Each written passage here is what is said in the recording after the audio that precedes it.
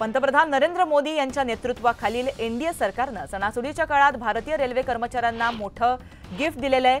Railway मंत्रालयानं यंदा आपल्या कर्मचाऱ्यांना 78 दिवसांचा बोनस देण्याची घोषणा जाहीर केली आहे।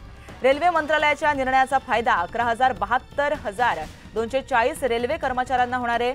तर रेल्वे कर्मचाऱ्याला 78 दिवसांसाठीचा जास्तीचा बोनस जो आहे त्या बोनसची रक्कम ही 17,951 रुपये आहे, अशी माहिती मंत्रालयानं दिली आहे।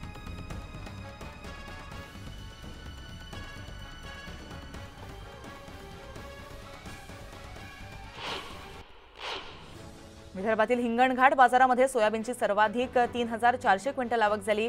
या ठिकाणी सोयाबीनला प्रति क्विंटलला 3,800 रुपये सर्वसाधारण दर मिळाला।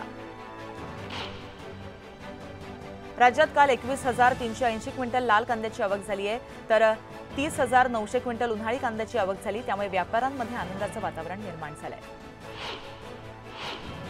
आणि सणासुदीच्या काळामध्ये सोन्याला झळाळी आली आहे। 1 तोळ्याचा भाव तब्बल 78,500 रुपयांवर गेलाय।